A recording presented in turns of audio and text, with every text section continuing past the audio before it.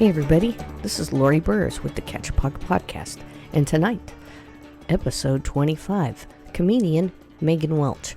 Meghan came, I actually saw her perform, and she had me laughing until I cried, and so I just begged her to come on the show, because I never had a comedian, and she's so damn funny.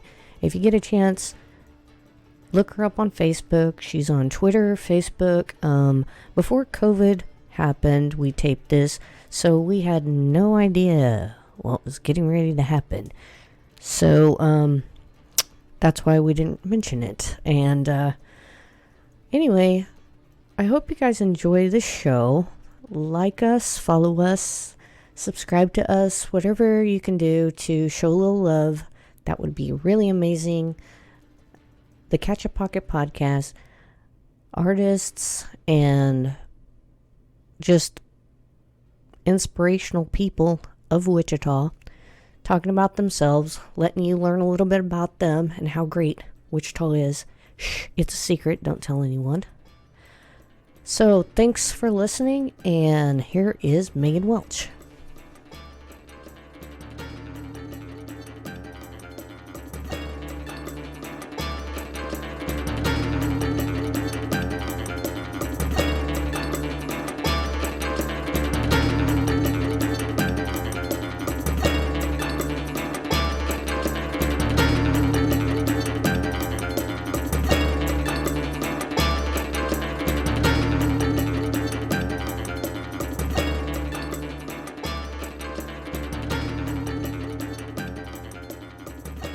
So I'm here with Meghan Welch. Hey, yeah. All right, and she's a comedian here in Wichita, Kansas right now. Yep, yeah. And tell us a little bit about were you born in Wichita? No, I'm from North Carolina originally. Oh yeah, what part? Well, that's several. I was born in High Point, Asheville, Greenville, All the villas. Winterville. Lived there, yeah. And then up near Raleigh. For how long? Till I went to high school in Goddard. So. Oh, okay. Yeah. So until you were out of middle school or whatever. Yeah, about middle school, about that. Yeah, just at the end of that, came and went to Goddard High School, and then went away to college, and then came back, and I've been living here. Where you go to college? Missouri Southern for a little while. Okay. Yeah, that's a whole story. So you were telling me that you were in theater. Yes. In Goddard. In Goddard. Is that like when you were in North Carolina? Did you realize that you were just funny and you needed to pursue that, or was it here when you went into theater where you realized I need to do this all the time? Or? Yeah, I don't. I think I didn't have a lot of exposure to stand up until I was in high school. I don't think I would have gotten most of it anyway if I was a kid watching it. The jokes are, they're not geared towards kids. But I was always kind of, I had ADHD and I was a goof off in school. Even at a young age, I was kind of I wasn't a bad kid, but I was a problem because I was. You were thinking about wanting to be at the center of attention, Oh, okay. Yeah, sure. Just loud and trying to make people laugh in class. And then I think it was when I got to high school and there's an avenue for acting, drama, some kind of performance, even if it's band, there's more for you to do to see.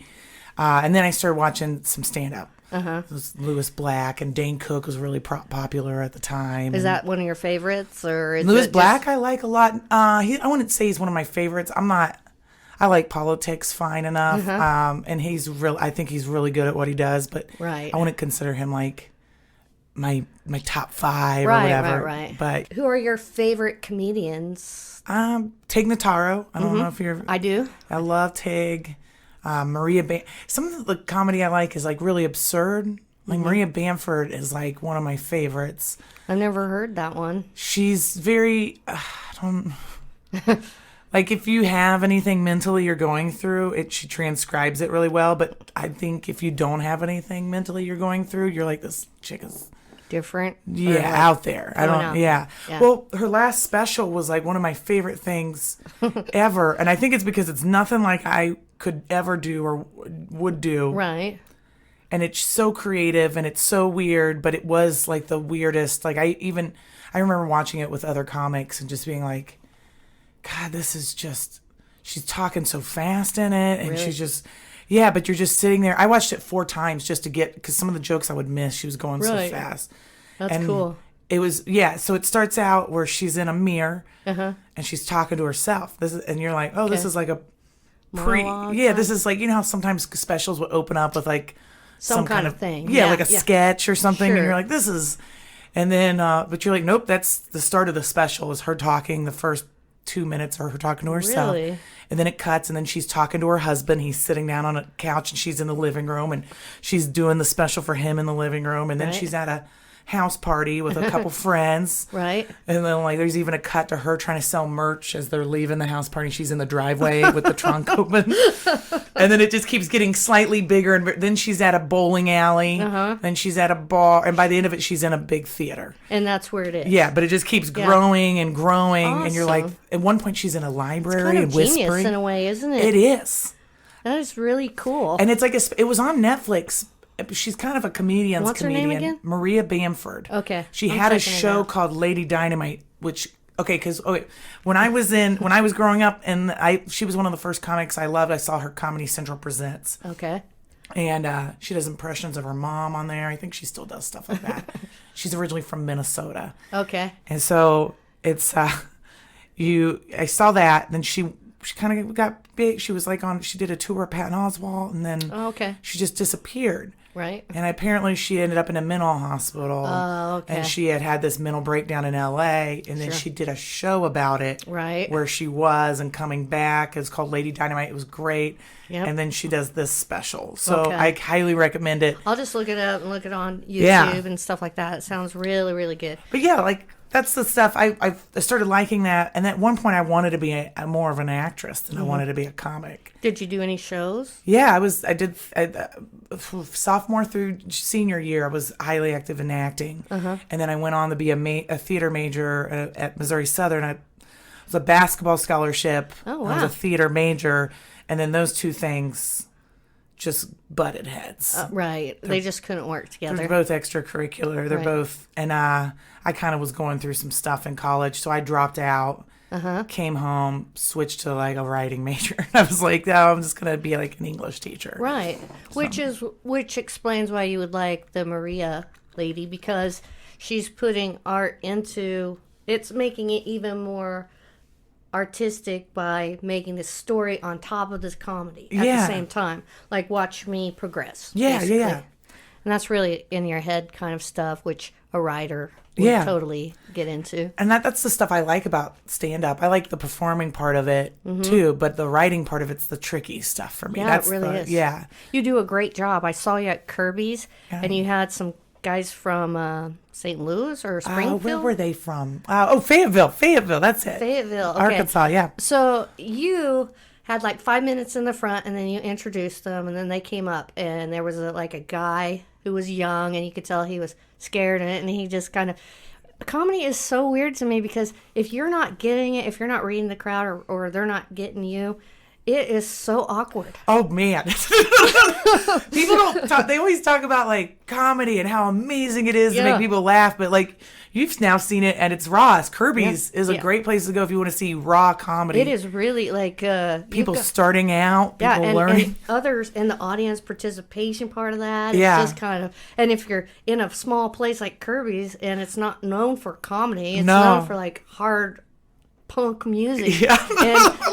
And everyone's like, who's there is kind of like, wow, Yeah. what is going on here? And it was just great. But your set was just, to me, I was in tears. Oh, like thanks. several times. I was laughing so hard because it's very, I think the most funny things are things when you're talking about yourself and your life and you're relating it to you. Yeah. And making fun of Yeah. some quirk of yourself. Yeah. And it just, other people relate to that and then they laugh and it's beautiful, you Yeah. know?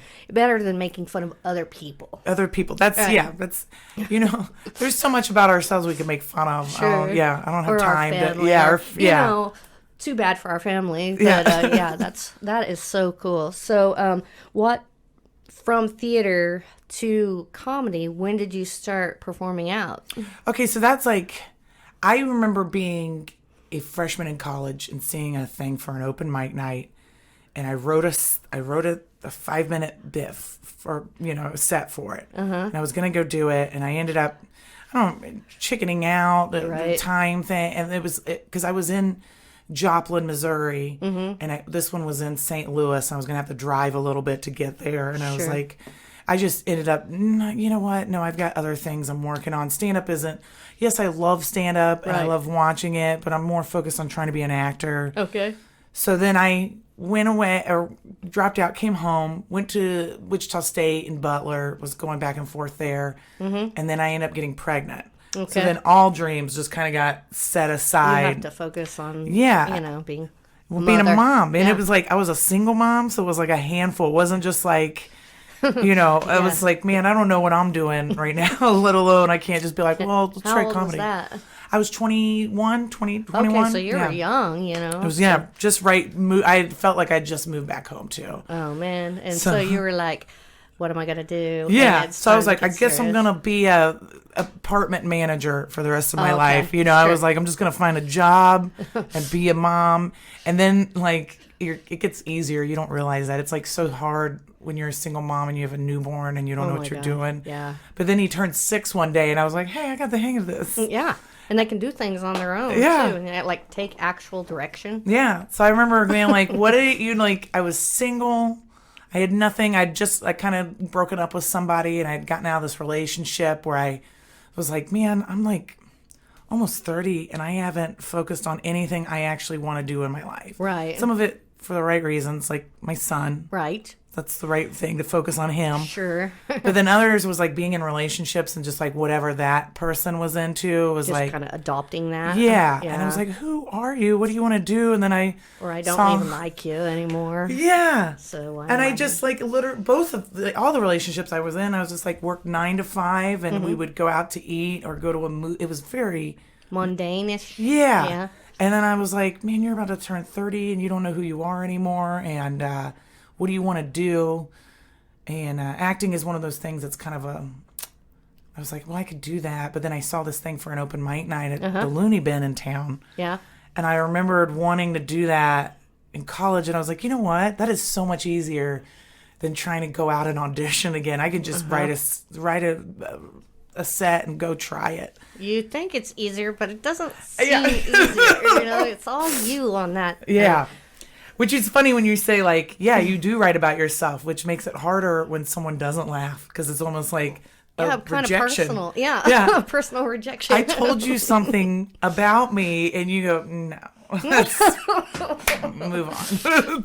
Like, awkward. Yeah. But yeah, so no, and then I did it, and I fell in love with it. I was like, this is it. Yeah. So you're so good at it.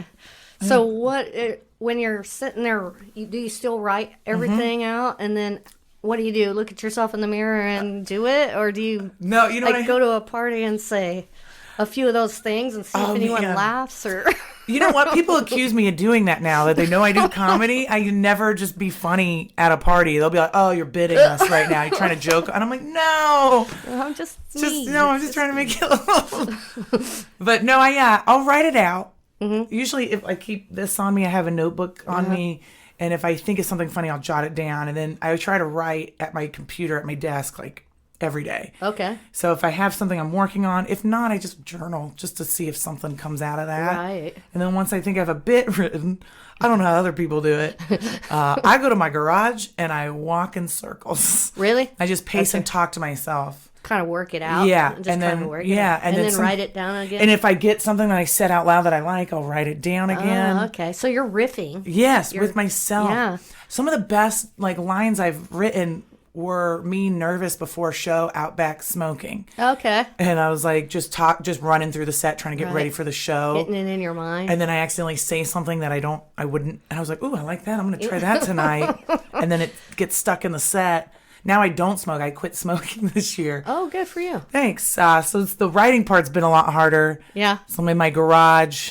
Not smoking. and the way, and I bought like one of those CBD vapes, so I'm just doing that right now. Yeah, okay. Those smell good. They do. I always like when people are vaping and it's like a butternut or something. Coffee, toffee, yeah. I'm like, ooh, what's that? Can I have some? Yeah. And they usually oblige, you know? Yeah. People are pretty cool about sharing that stuff. So it's just kind of like your habit to work it out is to go out there and vape or smoke or whatever. Yeah. So, I used to be a chain smoker. Now, I'm trying to get out of that. So it's been like since January that my writing process is still pretty much the same. But you're trying to figure out a new way. I'm trying to figure out a new way because that was the hardest thing in January. Was like I had trouble sitting down and writing because it made me want a cigarette. Habitual. Yeah. I smoked for a long time.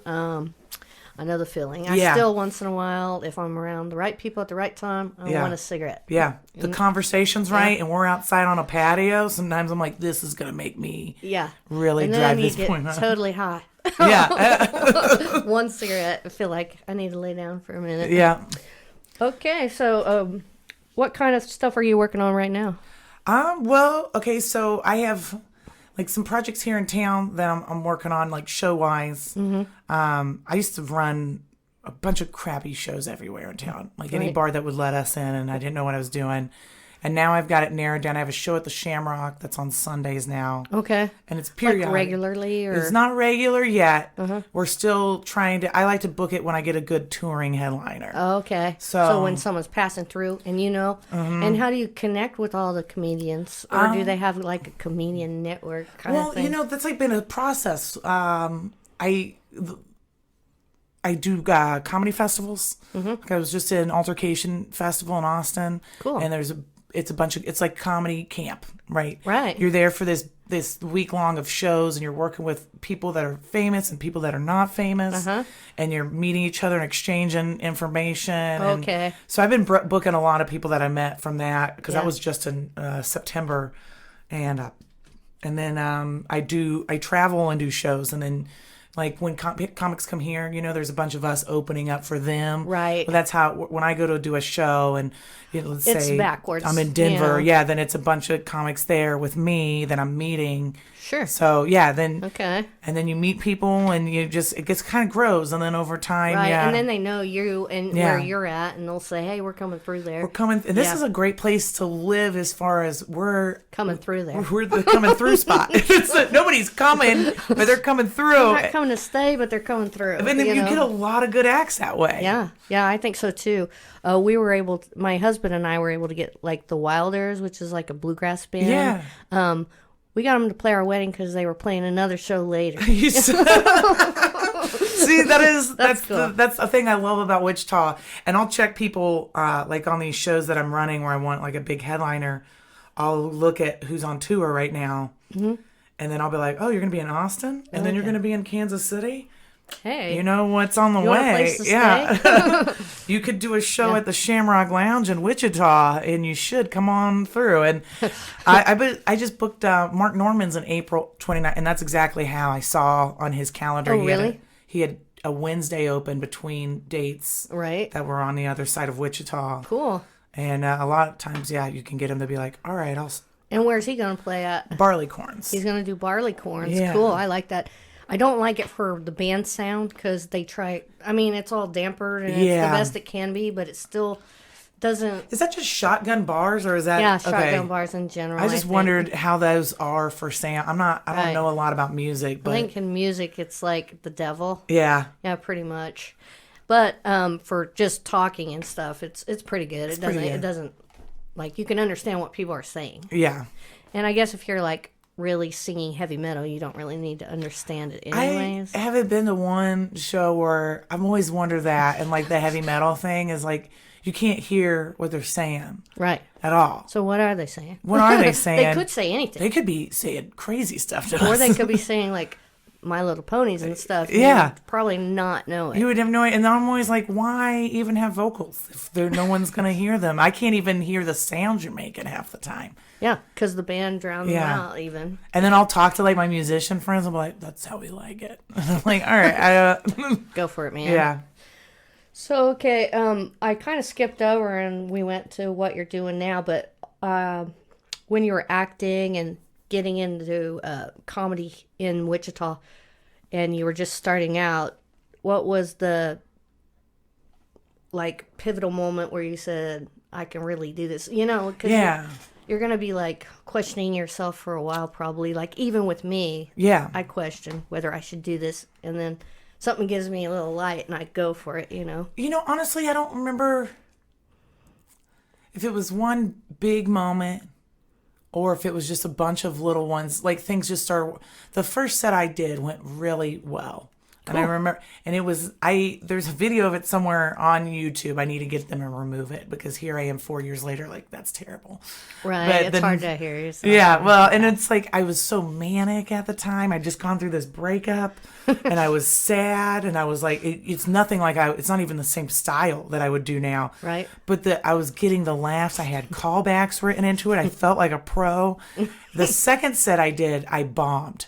So hard. Right. And that just took all the way, because at first I was like, look at me, I was born to do this. And then I did it again. I was like, oh yeah, that's right. This is a hard thing to do. Yeah. And then I think each set was getting better. Like I still bombed out. That's it. I can't wait till I'm like at a point where I feel confident enough that a bomb isn't on me. It's on the crowd. Yeah, like now a bomb is on me. It's like, well, you did that wrong. But it could just be the crowd. And I mean, you could just go in with one thing going on in your mind and everyone else just heard like a sad song or something. But right before you came on, you know, it could be anything. It could just be there's a lot of things that go into like that crowd working. When it works well, it works.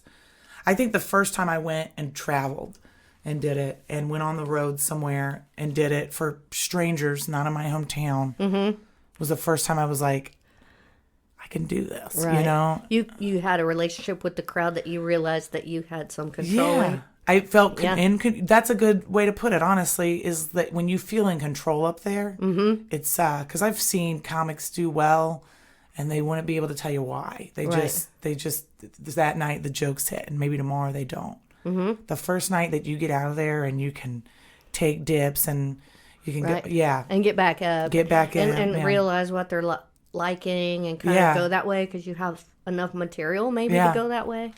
Yeah, I don't know. It's amazing to me. It really is. And I think about when you get a heckler. Oh, yeah. And you work around to the point where they're, you know, whatever. You either bring them funny, in and make it funny, or you make them feel silly and stop talking, depending on how bad of a heckler it is. Yeah. That's the control thing, though. When I first started, I would get hecklers, or like, back when I first started, Barleycorns now is a comedy open mic, but they didn't used to have, their only comedy open mic in town was at the Looney Bin. The Looney Bin. And then we would crash music open mics in town, which is terrible. I still do it now. Because it is, it's very, if you're just like, I need somebody to just be mean to me for a little, and they're not mean. I love the scene here. They're not mean like that. It's just you at a bar when music's playing, you can talk and laugh and you don't even have to listen, especially at an open mic. Right.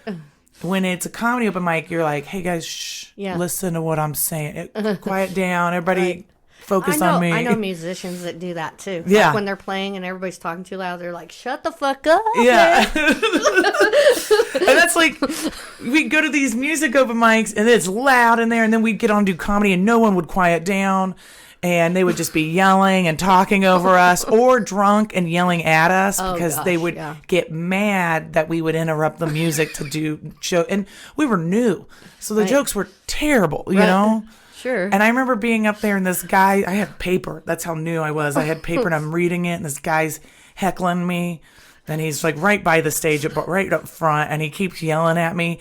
And I'm so new, I'm not good enough to even address this. Oh, wow. And everybody's watching him yell at me. So I'm just trying to talk over him and he's interrupting me. And it's just like trying to tune him out. And you can't do that. Right. It was like, it just derailed. And I did that for a long time. That's how I would handle hecklers. I would ignore them and let them derail me. But now. Yeah, no, now I'm. But now I dare you. Yeah. No, I saw when you guys were at Kirby's. I haven't seen you guys anywhere else. You were going to go play Boomerang after that, though. I have a comedy and drag show, yeah. But I'm an early bird. Like, yeah, no, I get getting it. up early, 5:30 early. Yeah. So about 10:30, I start fading, and unless, Oh, it wouldn't even have started at 10:30, Right. I think. Yeah, I went on stage at 1:30 at Boomerang, so, yeah. No way. I'd have been laying on the couch over there by the pool. Yeah. Probably that's a fun place, though. I do like it. So, do you have a story of inspiration that you'd like to share? Oh, man. How I started is a good inspirational story. Because that is, like, I feel like it was like sometimes you think you have, like, a certain life. Like, I thought I was going to be a single mom. Right. Managing apartment complexes and working at Mr. Good Sense on the weekend, you know? Right. And then I feel like sometimes you go through something very terrible. Like if you'd asked me when I was going through the breakup that led me to do comedy, how I felt, I would have probably felt like my life was over. Sure. And that everything I would have started over from there would have just been being a single mom again. Right. And starting back over. And now I'm in a very healthy relationship and I do comedy. And I would have, if you'd asked me 5 years ago if I thought I would be doing what I'm doing now, right? And I'd been like, no, what? Like traveling and doing comedy or running comedy shows in town. And you're truly happy doing those things? Oh my God, yeah. And I love it. And I feel like I'm a better mom now because I'm a happy mom. Sure, yeah, I agree with that. And I feel like, And it's funny because the guy that dumped me, I remember telling him because I was starting to feel like I wanted to do comedy again at one point. I would do this. I would get sad. I don't know if you ever do it. And you Google your name to see if somebody posted something famous. Bad about you, or? No, just to see if there's like another like somebody that has your name that made more out of it.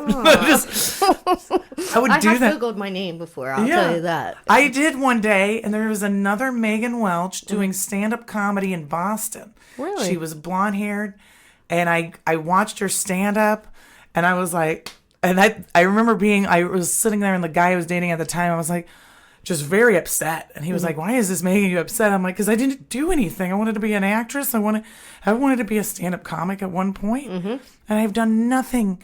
At the time, I think it was driving school buses, which is a very good thing. But for me, it wasn't making me happy. It's admirable. It's admirable. It really is. It really is. It's... And then he was like, well, you're not funny. You couldn't be a stand-up comic. And it hurt it made me so mad. I was like, you don't think I'm funny at all? That's like, not I right. thought that was like most of why you were attracted to me. Like, I've been writing on, and as flattered as I should feel that's not, but I remember being upset. Yeah. So that was like when we broke up, that was one of the reasons I was like, you know what? I got a point to prove. And that only lasts so long. I will tell you that, proving to people that you can do something. Sure. When you start doing it because it's what you like, at this point, I don't even. It's like your breath and your water and stuff. It is. And I've had sets where I drive home crying. Really? Just in tears, just wondering, like in long drives where you, like driving home from Nashville to here, and it's on a bad set. And it's 10, 11 hours to think about what you're doing with your life. It's too many hours to be thinking about what you're doing with your life. Shit. You better have some good records. You know what I mean? And you're just like, oh my God. And you're on a road. It's very scary. You're like, I could drive this car off a bridge if I don't change the station. You know, this is too much time in my own head. Yeah. So, and then you get home and like, this is the first time that I feel like I played sports in college, and there's always that, like, you fall down, you get back up. But I think comedy is the first thing that's ever taught me how to do that gracefully. Yeah. You cry in your car, no one knows except the people listen to this. So then you go back down, you try to make people laugh. People don't realize I hold a lot of my like all my validation is held sometimes in strangers' hands. Oh. And it's a crappy thing, but I think that's it doesn't for hurt. everyone, though. Yeah. It's just different, but you're putting it all out there, so hurrah for you. Yeah. I mean, really, you should pat yourself on the back because it's hard. It's not like everyone can just go, here I am, guys, with warts and all. Yeah. And either love me or leave me or whatever it is, And then, well, that didn't work out. And you do have that time to think, what could have gone right? What could have gone wrong? Yeah. I should have changed this. I should have done that. Or I misstepped there. But that's the thing I will say is that, like, the thing that I think is maybe if anybody out there is listening to this and there's things they wanted to do in life and they're 30 plus years old or younger or whatever, wherever you're at. Right. It's not too late. It's not. And you can do it. And you just, if it's something you love, you just dive into it. What's that old saying? Like, you find what you love and let it kill you. It's just, comedy is a good example of doing that. But it doesn't have to be comedy. Even if it's like, my mom went back to school as a teacher. She was a chemist my whole life and decided she wanted to teach kids. Mm-hmm. And went back to school when I was 19. Okay. And now teaches middle school. That's awesome. So I'm just saying, whatever you want, it's never too late to start over and do something new. And as long as you are giving it your all, then you've done everything you can. Yeah. Work out or not, Yeah. So, and if you figured out, you suck at it or something, then at least you tried. Yeah. And you don't have that question in the back of your mind, I should have done it all this time. That's awesome. So, okay, so right here, Megan and I talked about upcoming shows that she had going at the time, and this was taped before COVID-19 pandemic, so she had lots of shows lined up in April and late March and May, and she talked about those things, and they were really exciting, but since they didn't happen and were canceled, I didn't play them right here. So be sure to check Megan's Facebook page out and the Wichita comedy scene out, and just try to be supportive if you can. If there's something going on, make us laugh. They make us laugh, people. Back to the show. Do you have a goal? What's your all-time, if something magical, lightning struck today, dream? My dream is the day that maybe I quit my day job. Yeah, and get to just do comedy for a living. Yeah. That's cool. That's all my ultimate dream, because I know comics that do it, and you should see how much they love life. Yeah. It's cool. Well, I hope that for you too. Thanks. Thank you. I hope to see you down the road. Thanks for coming in, and thanks for catching a pocket with me today. Yeah. All right. Definitely. Cool.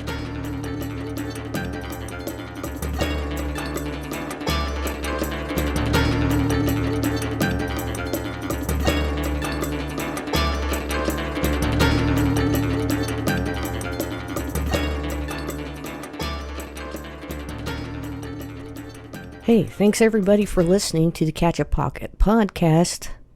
I'm Lori Burris, and that was Meghan Welch. Megan has some sites like Twitter and Facebook and this kind of thing, and I will post it on the notes to this podcast. And also, I'd just like to have you guys like us and share us on Facebook, Twitter, or what have ya. Once we can get together and be together in a distant way again, safely, I hope that we can start having comedy shows like Dave Chappelle did, 8 minutes 46 seconds. That was pretty deep, so I understand why it needed to be deep. It did need to be deep, and it was awesome, so for a good reason. But in such heavy times that we're in now, it'd be nice, and I know I could use a good laugh. And Megan is just a great comedian. You should check her out whenever the time comes. Thanks, and I hope you guys catch a pocket you can be proud of.